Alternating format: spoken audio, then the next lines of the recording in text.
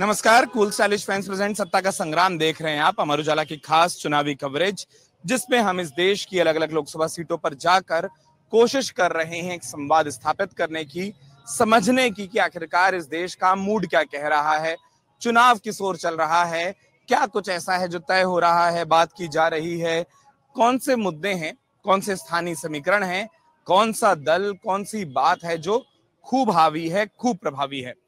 और हमें लगता है कि पिछले कुछ महीनों में एक ऐसा स्थान जहां से हमने अपने तमाम दर्शकों को, आप सभी लोगों को खूब सारी शुभकामनाएं प्रेषित की, खूब सारी बधाइयां दी, खूब सारा नमस्कार किया। एक बार फिर से सौभाग्य मिला है प्रभु श्री राम की धरती अयोध्या पर आने का, और आज अयोध्या में हम हैं।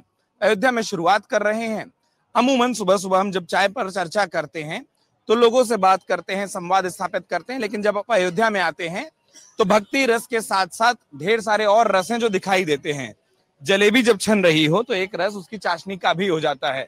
और अयोध्या फैजाबाद आइए तो लोग ये कहते हैं कि नीरज जी की चाय की दुकान पर आकर बात नहीं की तो कुछ नहीं किया। जलेबी छान गए नीरज भाई। अब ये बताइए थोड़ा सा, क्या है अयोध्या का सियासी माहौल अभी? सियासी माहौल यही है कि यहाँ से भाजपा जीत रही है, और मंदिर बनने के कारण से और यहाँ पे बहुत रोजगार मिला है, इसके कारण से अब सारी जनता लगभग भाजपा को हुई वोट देगी, और 1.5-2 लाख वोट से यहाँ से भाजपा लगभग जीत रही है। सारी जनता लगभग जब आप बोल देते हैं, छोड़ किसको देते हैं? अब कुछ विचारधारा के हैं जी, लोकतंत्र है, इसमें सब अपने अपने विचारधारा के लोग हैं। यहाँ पे किसी के ऊपर दबाव डाल के वोट नहीं डलाया जाता है, और जिसकी मर्जी, जो प्रभु राम के हैं वो हमारे काम के हैं। जो प्रभु राम के हमारे काम के हैं, और हमको लगता है राम नाम तो खूब सुनाई देना है अयोध्या में। जब हमें ढेर सारे लोग ढेर सारी बातें को बोलते हैं, एक एक करके उन बातों पर भी पहुंचेंगे। दूसरी तरफ चलते हैं जहां हमने आग्रह किया हुआ था कि चाय पर चर्चा होगी तो चाय पर ही बात हो जाएगी। एक एक करके आप लोगों से शुरू करूं। चाय हाथों में आते जा रही है, जहां और जरूरत होगी वो भी आएगी। ये बताइए साहब, क्या नाम है आपका? दिनेश जायसवाल। दिनेश जी, क्या है अयोध्या में मुद्दा? सियासत पकी नहीं पकी, चाय तो पककर हाथ पे आ गई, थोड़ा सियासत पक पाई है यहाँ की? सियासत को पकने के हिसाब से अगर आप देखेंगे तो केवल एक मुद्दा है, और वो है मोदी जी को तीसरी बार फिर से प्रधानमंत्री बनाना। उसका सबसे बड़ा कारण है कि मोदी जी के दामन पर अभी भी एक दाग नहीं है, और इंडिया अलायंस जो विपक्ष है उनमें आधे लोग तो बेल पर हैं, कुछ लोग जेल में हैं, और कुछ लोग अभी आगे लाइन में हैं, जो बहुत जल्दी ही भ्रष्टाचार के आरोप में हवालात में होंगे। अब ऐसे में देश देख रहा है और हम भी देख रहे हैं, एक तरफ ये लोग मोदी जी के विरोध में इस स्तर पे जाते हैं कि सनातन धर्मियों के भावनाओं को ठेस पहुंचाते हैं, एक्स तक बताया जाता है, और उन्हीं के साथ गलबैयां करके वो चुनाव लड़ रहे हैं। एक तरफ ये जेएनयू में जहां भारत माता की, भारत तेरे टुकड़े होंगे इंशाअल्लाह के नारे लगते हैं, वहां यही राहुल गांधी और केजरीवाल जाकर के उनका समर्थन करते हैं। फिर कहते हैं बाहर आकर के कि मैं कट्टर राष्ट्रवादी हूं। ये जितना बोलते हैं उसका उल्टा समझिए। आज तक केजरीवाल का ये रिकॉर्ड रहा कि जितनी बातें की उससे पलट गए। तो कट्टर ईमानदारी तो पता चल गई, कट्टर बेईमान है, लेकिन कट्टर राष्ट्रवादी जो है वो भी पता चल गया। वो जेएनयू क्यों गए थे, जहां पर भारत माता तेरे टुकड़े होंगे उसके समर्थन में जाकर के ये क्यों बैठे वहां जाकर के। और कन्हैया कुमार दिल्ली में राष्ट्र 2 का मुकदमा अभी उस पर चल रहा है, बेल पर है वो। कांग्रेस ने उसको अपना प्रत्याशी बनाया, क्यों बनाया? क्या इस देश में अब ऐसे लोग चुनाव लड़ेंगे जो सीधे सीधे खुल्लम खुल्ला भारत माँ को गाली देते हैं, भारत माँ का अपमान करते हैं? यही मेरा कहना है कि हर व्यक्ति को इस पर चिंतन करना चाहिए कि आज हमारा राष्ट्र जब दुनिया में एक सम्मान की दृष्टि से देखा जाने लगा, एक वक्त था कि भारत को लोग अपमानित करते थे, भारत के लोगों को अपमानित करते थे, लेकिन आज सम्मान की दृष्टि से देखा जाने लगा है। और विकसित भारत की नींव रखने के लिए हम मोदी जी को तीसरी बार निश्चित रूप से लाना चाहते हैं, जिसके लिए हम अपनी 100% योगदान जो हो सकेगा वो देंगे। आपने अपनी बात कही, बगल में बात पसंद आई तो हल्की सी ताली भी आई, लेकिन मुझे लगा थोड़ा अनुभव का लाभ ले लेता हूं, क्योंकि एक ही चेहरा था जो मुस्कुरा कम रहा था। 370 जैसी धारा के बारे में तो हमने किसी ने कल्पना नहीं किया था कि मेरे जीवन में ऐसा कुछ होगा। लॉ एंड ऑर्डर पे भी कुछ तमाम इश्यूज हैं जिसके बारे में नहीं सोचा गया था, जो पहले हुआ करता था अन्य सरकारों में, जो अब सोचते भी नहीं हम। जहां तक हमारा एक आकलन ये है कि इन्होंने हमारी सुविधाएं, स्पेशली सीनियर सिटीजन की जो मिल रही थी उसको वापस ले लिया इन्होंने। गवर्नमेंट सर्वेंट को जो सुविधाएं दी जा रही थी, पेंशनर्स की स्पेशली पेंशन की, वो इन्होंने ले लिया। इस पे इनको विचार करना होगा। बाकी जहां तक 400 पार की बात है, इसमें तो कोई संदेह है ही नहीं है। मुझको कहीं नहीं लगती 400 से नीचे इनका जाएगा। ये 400 पार करेंगे और पुनः जिस सरकार की हम कल्पना कर रहे हैं, मोदी सरकार की कल्पना कर रहे हैं, तो मोदी सरकार पुनः काबिज होगी, इसमें कोई संदेह नहीं है। आपका नाम साहब? आरपी ओझा। अच्छा ओझा साहब, मुझे लगता है कि अयोध्या में एक अलग तरीके का प्रेम होता है, क्योंकि जब आप आकर बैठे तो हर कोई बोला कि देखो कोई तो विरोधी आ गया बोलने के लिए, और अब आप भी उसी नारे के साथ दिखाई दे रहे हैं। ये मैंने इतना कहा कि हम केवल ब्लाइंड सपोर्टर नहीं हैं। अगर कहीं कोई चीज हमें तकलीफ है तो उसको मैं खुल के कहूंगा। मेरा सिर्फ इतने कहना है। मुझे 2 हिंदू इशू पे विरोध है। मैं मानता हूं कि इसके बारे में इनको सोचना चाहिए। ऐसा क्या गवर्नमेंट सर्वेंट ने बिगाड़ रखा भाई? ऐसा क्या सीनियर सिटीजन ने बिगाड़ रखा है जो एक ही चीज सीनियर सिटीजन को मिल रही थी उसको भी आपने ले लिया? फिर मैं वही कहूंगा कि हमारे कोई भी नेता हो, चाहे किस पार्टी का हो, भाई उसने अपना कुछ त्याग दिया हो तो बताएं। हमारे रेलवे की सुविधा क्यों छीन लिया इन्होंने? मेरा ये विरोध करने का मतलब। बाकी और इश्यू पे हम पूरी तरह सहमत हैं। जो इन्होंने किया उसकी कल्पना हमने नहीं की थी। हमारी भी जिंदगी 70 साल पार कर चुके हैं, बहुत सरकारों को देखा है। तो जिसकी कल्पना हम नहीं कर सकते वो हम अपने हाथ देख रहे हैं। हर कोई कहता है कि पुरानी पीढ़ी को नई पीढ़ी को मौका देना चाहिए। आपने बोला नहीं कि वो मौका लेने को ललायत हो गए, मुझे लगा एक बार फिर आ जाऊं। जी साहब। सीनियर सिटीजन के बारे में अभी आपने देखा कि 70+ को आयुष्मान भारत में जो है आयुष्मान कार्ड में ले लिया गया है ना। वो किसी भी कैटेगरी का हो, किसी भी जात का हो सकता है कुछ चीजें ऐसी होती हैं जिनमें जो है सरकार अपने हिसाब से सोच समझ करके क्या करना क्या नहीं करना है, कहीं वो बहुत ज्यादा फायदा भी दे रही है और कहीं हो सकता है कि थोड़ा बहुत उनके हिसाब से कहां पर थोड़ा सा मेंटेन करना है घाटा। नीरज भाई बहुत व्यस्त हैं, वो बीच बीच में आते हैं। जब जैसा चाय लगा दी, एक लाइन और पूछनी थी। लोग ये भी बताते हैं जब नीरज भाई से बात करिए तो पूरा हम पूछ कर बात करिए। मेरा नाम है धीरज यादव, मेरे भाई का नाम है नीरज यादव। और बताइए सर जी, पूछिए। ये जो आप कह रहे थे माहौल, यहाँ तो ये माना जाता है उत्तर प्रदेश में कि नहीं, एक बिरादरी एक जगह रहेगी, एक बिरादरी एक जगह रहेगी, समीकरणों पर वोट खूब होता है। वो सब जमाना लग गया। अब लोग जागरूक हो गए हैं। जिसको जहाँ समझ में आता है वो वहाँ वोट करता है। ये लोकतंत्र है, ये राजतंत्र नहीं है। अच्छा, बिल्कुल मुझे मालूम है व्यस्त हैं, लेकिन राम मंदिर बदलने के बाद कितना आपके जीवन पर, आर्थिक तौर पर क्या कोई फर्क पड़ा, बदलाव आया? जिस जगह के बारे में नाम पूरे देश में लिया जा रहा है, प्रचार के दौरान खूब लिया जा रहा है, अयोध्या के रहवासी के तौर पर आप बताएं, क्योंकि आप ही के यहाँ से होकर हर कोई जाता है। फिर जी, एयरपोर्ट जितने उत्तर प्रदेश में एयरपोर्ट है, अयोध्या नंबर 1 पर आ गया है। और यहाँ के जितने, चाहे कोई भी धर्म के हो, चाहे किसी भी जात के हो, चाहे किसी भी बिरादरी को, सबका रोजगार बढ़ गया है। चाहे वो रिक्शा वाला हो, ठेला वाला हो, दुकानदारी फर्क पड़ा? सबका रोजगार। पहले हम 10 बजे बंद करते थे, अब 11 बजे तक बंद करना पड़ता है। रोजगार सबका बढ़ा है, चाहे किसी भी धर्म का हो, चाहे किसी भी जात का हो। मतलब फायदा हुआ है? सबका फायदा हुआ है। लोग बोल नहीं रहे हैं, आप बोल दिए। हम बोल। ठीक। अब साहब बहुत देर से आपने सुना, थोड़े से हमको लगा अब युवा विचार भी ले लें।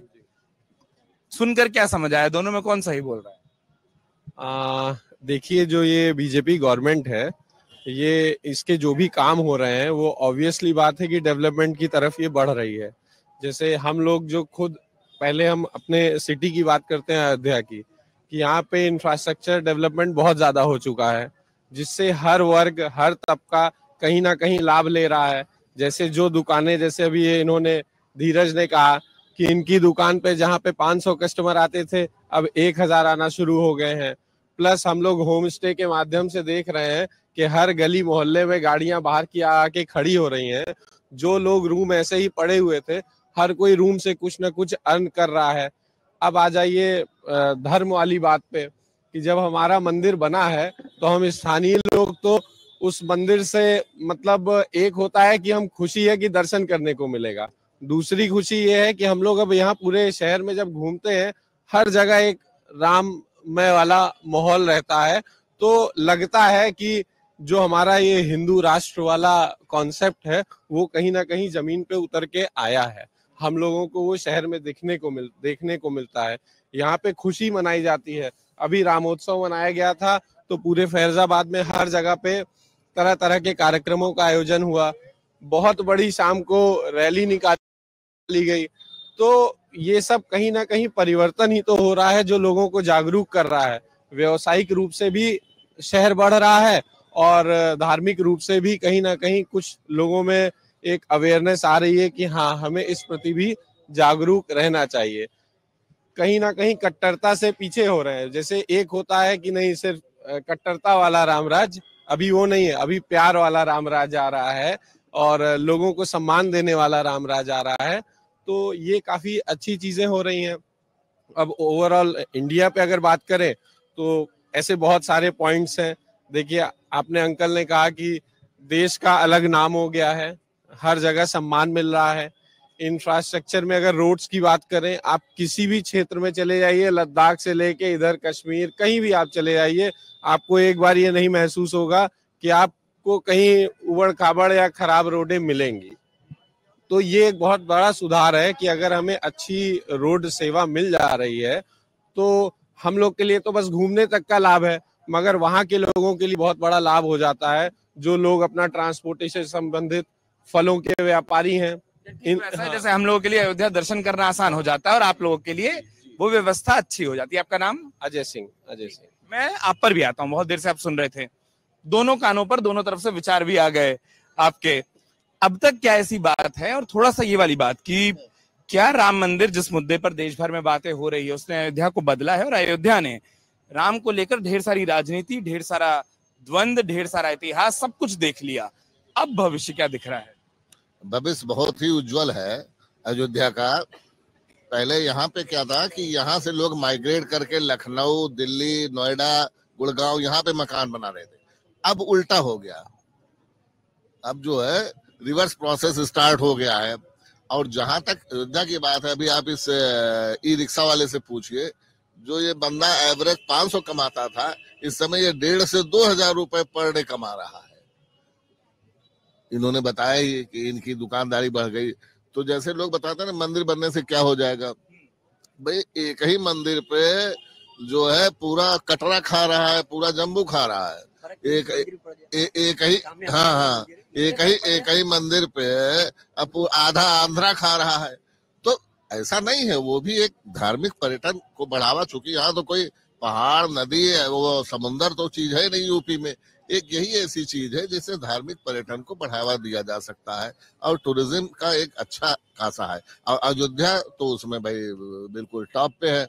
और उस लोग कहे कुछ ना भले, लेकिन महसूस यहाँ हर नागरिक कर रहा है, चाहे वो जिस संप्रदाय का हो, जिस बिरादरी का हो, चाहे जिसको, सबको अंदर से खुशी है।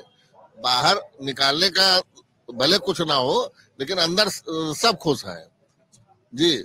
अभी एक हमारे मिलने वाले, उनका होटल चलता है, तो उन्होंने बताया, तो हमने कहा कि भाई तुम्हारा यहाँ टैरिफ क्या? कहा भैया परमानेंट बुक, जबकि वो उस मंदिर आंदोलन के विरोधी थे। वो कहा परमानेंट बुक जब से आया है समझो वाह वाह हो गया है, अदरवाइज खाली पड़ा रहता था। क्योंकि ऐसे एरिया में था कि वो वहाँ जो है थोड़ा क्लाइंट कम जाते थे। अब आप समझ लीजिए कि ये व्यवसायिक दृष्टिकोण से भी ये अयोध्या फायदा कर रहा है। इसमें दो राय, धार्मिक तो है ही है, और इसका प्रभाव आने वाले इलेक्शन में भी होगा। आने वाले इलेक्शन में कोई कह रहा वोटिंग कम हुई तो भाजपा घाटा हुआ, बढ़ गई वोटिंग तो कहीं फिर भाजपा घाटा हुआ, तो वो तो अलग चीज है। लेकिन है कि यह आप निश्चित जानिए कि तीसरी बार हमारे माननीय प्रधानमंत्री जी पुनः प्रधानमंत्री बनने जा रहे हैं। आपका नाम साहब? अरविंद सिंह। अरविंद जी ने भी कहा, आप लोग भी सुन रहे थे, मैं क्या करके आप पर आता हूँ। ढेर सारी बातें हुई, और जो उन्होंने इशारा कर दिया, अयोध्या के नाम को जब बाहर लिया जाता है तो लोग बोलते हैं ध्रुवीकरण के लिए अयोध्या एक मॉडल के तौर पर पेश कर दिया जाता है, बंटवारे के लिए। क्या अयोध्या में भी ऐसा है? क्या उस राम की सियासत के नाम पर वोट ज्यादा है, या वोट किस बात का जा रहा है? देखिए, देश के प्रधानमंत्री नरेंद्र मोदी जी के नेतृत्व में पूरा देश तरक्की कर रहा है। नए नए काम आगे हो रहे हैं। चाहे उत्तर प्रदेश के यशस्वी मुख्यमंत्री योगी आदित्यनाथ जी की बात ले लीजिए, पूरी कानून व्यवस्था एकदम दुरुस्त हो चुकी है। इन्हीं चौराहे पे जब स्कूल की लड़कियां सुबह स्कूल जाती थी तो यहाँ शौधों की भीड़ लगती थी, चाहे वो रिकाबगंज चौराहे गलियां हो, चाहे इधर आगे देख लीजिए। आज चौराहियों पे एक भी लड़का कोई लड़कियों से छेड़छाड़ नहीं करता है। ये कानून व्यवस्था बहुत दुरुस्त हुई है। अपराधी या तो जेल में है या ऊपर चले गए हैं। आगे भी उनको लगता है कि योगी जी की सरकार में, मोदी जी की सरकार में हम कुछ गड़बड़ी नहीं कर पाएंगे। और आपको बता दें, राष्ट्रीय जनतांत्रिक गठबंधन और भाजपा के नेतृत्व में तीसरे टर्म की सरकार मोदी जी के नेतृत्व में बनने जा रही है। ये भी एक इतिहास होगा। लगातार कोई भी राजनीतिक दल आज तक सरकार 3 बार नहीं बनाया है। मोदी जी के नेतृत्व में सरकार बनने जा रही है। और सबसे बड़ी बात यह है कि हमको तो गर्व है, हम अयोध्या में पैदा हुए, हमारा जन्म यहाँ हुआ। सनातनी हिंदू होने का हमको पता लगा, हम हिंदू हैं। नहीं, पिछली सरकारों में यही मंदिर और मस्जिद के नाम पे लोग एकत्रित होते थे। आज देखिए, माननीय सर्वोच्च न्यायालय का अभूतपूर्व निर्णय आया, श्री राम जी का मंदिर बना, रामलला की प्राण प्रतिष्ठा हुई 22 जनवरी को। मोदी जी आए, उन्होंने पूजा किया और 11 दिन का वो व्रत रखा जो एक सनातनी हिंदू रखता है। जहां जहां राम जी गए वहां वहां वो गए, उन्होंने उस तरीके से उसका पालन किया और यहाँ पे आज पूजा की। और हम अपने को गौरवान्वित महसूस करते हैं। हमें गर्व है कि हम इस देश के रहने वाले हैं। यही कहना। क्या नाम साहब? राजीव शुक्ला, अधिवक्ता। राजीव शुक्ला जी, जब आप अपनी बात कह रहे थे, मैं आपसे पूछता हूँ, और एक सवाल खूब पूछा जाता है जब भी आप अयोध्या की बात करिए, राम की बात करिए, फिर कई लोग ना, वो पॉलिटिकल डिबेट होती है तो उसमें पूछते हैं कहीं नहीं भी आए थे, जो बुलाए गए थे वो नहीं आए थे। उसके बारे में अयोध्या वाले क्या सोचते हैं? अयोध्या वाले, जहां तक राजनीतिक बात है, पहले तो सबका साथ सबका विकास लेके मोदी जी चल रहे थे। उसमें फैजाबाद के तमाम मुस्लिम ग्रुप बना बना के भाजपा ज्वाइन किए थे। और इधर इस चुनाव, पहले चरण चुनाव के बाद जिस तरह इनका बोलने का तरीका, रुख बदला है, उससे लोगों में बहुत निराशा हो रही है। हर वर्ग में, जो हम तो कांग्रेस की राजनीति करते हैं और बहुत ज्यादा वो राजनीतिक उसमें नहीं है, छोड़ दिए इसमें राजनीति। लेकिन सवाल तो आता होगा ना घूम कर कि नेता क्यों नहीं आते, फिर आपके अयोध्या क्यों दर्शन नहीं किया? लेकिन अब ये राजनीतिक, चूंकि राजनीतिक निमंत्रण है, इसमें राजनीतिक की वजह से 22 तो निकल गई, 22 जनवरी निकल गई, उसके बाद सब आएंगे दर्शन करने, सब आएंगे। आजकल मुझे लगता है भारत की सियासत में उल्टा हो गया। पहले जो भारतीय जनता पार्टी से जुड़े थे उनसे तारीख पूछी जाती थी, अब उल्टा हो गया, विपक्षियों से तारीख पूछी जाती है कि कब आएंगे। सब आएंगे, सब आएंगे दर्शन करने। राम तो सबके हैं, दर्शन करने सब आएंगे, ऐसा कुछ नहीं है। कांग्रेस के सारे लोग दर्शन करने आएंगे यहाँ पे। ये है कि अब वो राजनीतिक स्टैंड जब बन जाता है तब आदमी भगता है। आपके हिसाब से अयोध्या में मुद्दा क्या है? वोट क्या सोचकर मतदाता देगा? अयोध्या यहाँ तो समझ लीजिए कि भाजपा जीतेगी, लल्लू सिंह जीतेंगे, उनके ऊपर कोई दाग नहीं। कांग्रेस से जुड़े तो भी कह रहे हैं, तब भी कह रहे हैं लल्लू सिंह के ऊपर कोई दाग नहीं है। और यहाँ का माहौल जो है, ये उनको बराबर जिताएगा और कोई उनके बराबर है नहीं। नाम साहब? दीपचंद सिंह। अब मैं आप पर आता हूँ। नमस्ते सर। सबसे थोड़ा थोड़ा सुने तो कई बार थोड़ी सी देर हो जाती है। मैं बिल्कुल आराम से तसल्ली से बात करने के लिए समझना चाहता हूँ, जो बार बार कोशिश किया गया। अयोध्या के नागरिक के तौर पर, यहाँ रहने वाले के तौर पर, आप लोगों के लिए पहले तो ये बताइए कि मूल मुद्दा क्या है यहाँ? मूल मुद्दे जितने थे वो सब अब तक पूरे हो चुके हैं। पहले बिजली नहीं आती थी, अब आ रही है, 24 घंटे आ रही है, बीच में थोड़ा मोड़ा कटती। पानी नहीं था, नगर पालिका ने पूरे शहर में पानी कर डाला। अब तो हर घर में इस वक्त नलके लग गए हैं। ये मूल मुद्दे थे। आज से 10 साल पहले नहीं आता था, ये सब नहीं मिलता था हम लोगों को। समाजवादी पार्टी में बहुत बत्ती जाती थी उस टाइम, अगर उस टाइम की बात करें। इसके अलावा जो रोड बन गई, चौड़ी हो गई, इससे आज के समय में फीलिंग आती है कि हम दिल्ली में हैं, लखनऊ में हैं, बड़े शहर में हैं। दुनिया का कौन सा ब्रांड है जो इस वक्त नहीं आ रहा है फैजाबाद में या अयोध्या में, जो ये, इससे पता लगता है कि तरक्की हो रही है, एक हम आगे बढ़ रहे हैं। और अभी तो सुन रहे हैं बहुत कुछ होना बाकी है। हमारे शहर के जो इलाके जहां पे कोई नहीं जाता था, नाका का साइड इतना डेवलप हो गया है, जिस तरफ हम लोग सोचते नहीं थे कि यहाँ डेवलपमेंट होगा, इस तरफ बहुत डेवलपमेंट हो गया। शहर बढ़ गया है। अभी जो दिख रहा है वो 10 किलोमीटर है, अभी हमको लगता है और 20-30 किलोमीटर बढ़ेगा चारों तरफ से। इसके अलावा तो खैर बाहर से पर्यटक आ रहे हैं, बहुत अच्छा माहौल है, बहुत अच्छा लग रहा है। ये सारा जो अच्छा लग रहा है, जो बदलाव है, क्या वो वोट देने का कारण बन रहा है मतदाता? अब देखिए, केवल इसको ही एक बेस ना बनाइए। आप मोदी जी को 14 साल का उनका देखिए कार्यकाल। सबसे बड़ा बात है कि उन्होंने जो स्टेप्स लिए हैं, जो बोल्डनेस है, जो लीडरशिप क्वालिटी है, जो किसी और पार्टी के नेता में दिखती ही नहीं है, कहीं दूर दूर तक नहीं दिखती है। छोटी छोटी चीजों पे वो लोग अपने उनके बीच में मीटिंग कर लेंगे लेकिन कोई स्टेप नहीं उठाएंगे। ये तो बहुत बड़ा स्टेप है। मंदिर से पहले कितने स्टेप लिए गए वो सारे इतने बोल्ड थे। भाई आपका आज के समय में पूरे वर्ल्ड में जो एक रुतबा आया है, अब हम पहले आदमी घबराता था जो पहले के नेता रहे, लेकिन आज के समय में आप सीना तान के कहीं किसी भी देश में चले जाइए, आप इंडिया का नाम लीजिए, उन्हें मालूम है इंडिया का क्या है आज। पहले ये स्थिति नहीं थी, पहले इंडिया को बहुत नकार दिया जाता था। 10 साल पहले आप चले जाइए कहीं बात कर लीजिए, आपको एक रेसिज्म है उसमें आपको डाला जाता था, लेकिन आज के टाइम में नहीं डाला जाता। आपका नाम साहब? अमित खुराना जी। आप शायद कुछ जोड़ना चाह रहे थे बात पे। जी। एक बात मैं और कहना चाहता हूं कि क्या हो गया है इन विपक्षी दलों के नेताओं को। प्रभु श्री राम जी का निमंत्रण मिलने के बाद उसको ठुकराना हमें लगता है कि इनके घोर पतन का कारण बनने वाला है।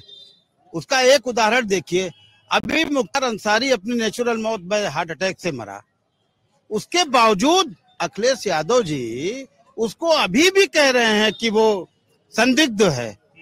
कहीं ऐसा तो नहीं कि उसके साथ कोई साजिश हुई। और इसके अलावा उसकी मजार पे जा करके फातिया पढ़ना और प्रभु श्री राम जी के दरबार में न आना निमंत्रण के बावजूद, ये दुर्भाग्यपूर्ण है और ये इनके पतन का कारण बनेगा, घोर पतन का कारण बनेगा। बार बार वही होता है, आप बोलते हैं वहां से हल्की सी चेहरे पर आपत्ति दिखाई देती है। नहीं, मैं सिर्फ मंदिर की दो शब्द बोलूंगा, क्योंकि मैंने आंखों देखा है 66 से। मैं हाई स्कूल के इम्तहान दे रहा था, महाराजा सेंटर था हमारा, उसी मंदिर परिसर में रहते थे, क्योंकि बाबा की प्रॉपर्टी हमारे गांव में भी तमाम है, तो मैं वही रहता था। तो 66 से अब तक मैंने बहुत कुछ देखा है। वहां कुछ नहीं था, इतना बड़ा सा जगह था जहां अखंड रामायण चलता था। और वो दिन देखा जब हम वही दोराही कुएं पे खड़े थे, जब लोग ऊपर से जय श्री राम करके गिरते थे बिना किसी हथियार के, उसको तोड़ा है। वो भी देखा जब गोलियां चली हैं, जिसकी भी सरकार रही हो, मुझे सरकार याद नहीं ठीक से। और आज भी मंदिर देख रहे हैं, तो मंदिर के इशू पे तो कहीं कोई 66 से सब याद है, सरकार याद नहीं है। सपा की सरकार थी, देखो मुलायम सिंह की सरकार थी। और मेरा अंदाजा 89 से माननीय लल्लू सिंह जी मंदिर आंदोलन से जुड़े हैं। 89 मुझे अच्छी तरह से याद है, मैं 89 बाराबंकी पोस्टेड था उस समय। तब से मैं लल्लू सिंह के साथ हम लोग जुड़े हैं, तभी से भाजपा को जाने हैं। उसके पहले भाजपा को नहीं जानते थे, भाजपा को तो लल्लू सिंह के नाते ही जाने हैं। और हाँ, पूरा जीवन उनका, मतलब मैं कहूंगा कि भाई उन्होंने मंदिर के लिए दिया। और आज भी ईश्वर की कृपा से अभी भी, अब शायद मैं 2-4 नेताओं का नाम कहूँ जो बेदाग हूँ, लल्लू सिंह उसमें एक है। हाँ, तो ये है मंदिर के नाम पे तो अयोध्या में जो हुआ आमूलचूल परिवर्तन, शायद इसकी कल्पना हम नहीं कर सकते थे। एक बात और जोड़ना चाह रहे थे जी। ये हर उस आदमी को जो हमारा ये वीडियो देख रहा है, उससे सख्त निवेदन है कि मोदी जी अपने आप नहीं आने वाले हैं, उसके लिए आपको घर से निकल के वोट करना पड़ेगा। तो कृपया जो लोग मोदी को चाहते हैं वो घर से निकलें और वोट करें, घर में ना रहें। इतना वोट कर दो कि अगले बार का भी चुनाव वो जीत जाए। ये बात ऐसी कर दी कि मुझे लगता है चर्चा को अगर यहाँ विराम ना दिया तो बात जहन से चली जाएगी। लेकिन इसमें एक लाइन मैं जोड़ देता हूँ और आप लोगों की अनुमति से जोड़ता हूँ। आप लोग समाज के अलग अलग वर्गों से और अपने अपने कार्यों के कारण अपने अपने क्षेत्रों में प्रतिष्ठित हैं, तमाम तबके आपसे मिलते होंगे। एक अपील हमारी भी है जो आपने कही, उसमें थोड़ी सी करेक्शन के साथ सुधार ये है कि हर मतदाता का अपने हिस्से का अपना हक है, अपने मुद्दे हैं, अपना पक्ष है। आप किसी भी मुद्दे को, किसी भी पक्ष को क्यों ना चुनिए। उत्तर प्रदेश में और इस देश में 2 चरणों की वोटिंग हमने देखी है। राम जी हम सबके प्रिय हैं, लेकिन क्रिकेट का भी खूब शौक रखते हैं, तो शतक नहीं बनता है तो बुरा लगता है। तो सेंचुरी के आसपास तो आइए, वो 50 मारने से काम नहीं चलेगा। उत्तर प्रदेश ने 2 चरणों में 50 मारा है। शतक की उम्मीद के साथ मैं आप लोगों से वादा लेता हूं कि अब आप लोग जितने भी लोगों से मिलिए, जैसे आपने किया, अपने जानने वालों को वोट देने के लिए जरूर प्रेरित करिए। सर, हमको भी मालूम है खूब गर्मी है, खूब तकलीफें हैं, लेकिन मौका 5 बार में 1 बार आना है। जब आप मुद्दों की बात करेंगे और उस मुद्दे पर वोट नहीं करेंगे तो फिर आपकी भूमिका आधी रह जाती है। और फिर सियासतदान जो बोलते हैं उस पर अक्सर राजनीति होती रह जाती है। तो इस अपील के साथ कि अयोध्या खूब वोट करे, ढेर सारे सहमति के स्वर और गर्दनें हिली हैं, तो मैं उसको उस अपील के लिए सहमति मान रहा हूं। और जब सहमति दे दी है तो ये भी ध्यान रखूंगा कि अयोध्या में वोट कितना हुआ, सिर्फ गर्दनें तो नहीं हिलती रह गई, वो उंगली स्याही वाली दिखे। इसी अपील के साथ इस चर्चा को यहीं विराम, और अयोध्या में है तो कह सकते हैं जय श्री राम। अगर आप ये वीडियो YouTube पर देख रहे हैं तो हमारे चैनल को सब्सक्राइब करें और बेल आइकन को दबाना ना भूलें। अगर आप Facebook पर ये वीडियो देख रहे हैं तो हमारे पेज को लाइक करें।